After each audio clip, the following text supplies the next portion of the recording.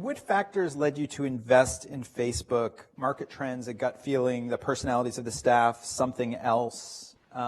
Like if you really recall that kind of first meeting that happened, think back and kind of just what were the factors there?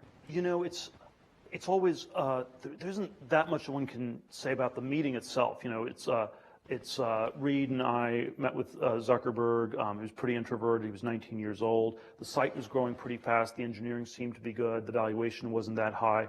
But I'd say the real reason that it was a no-brainer was that we had been looking at all these social networking companies for, you know, a few years before.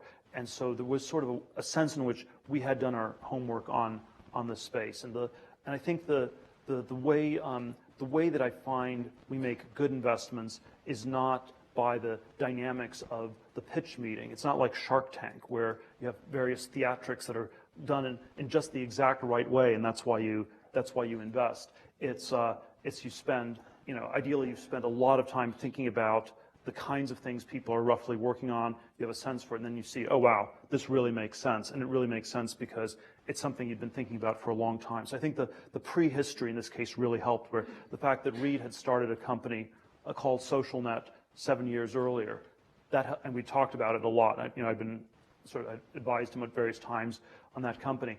And was your initial meeting just with Zuckerberg alone? He didn't have the rest of the team? He didn't have Sean Parker with him? It was Sean and Mark.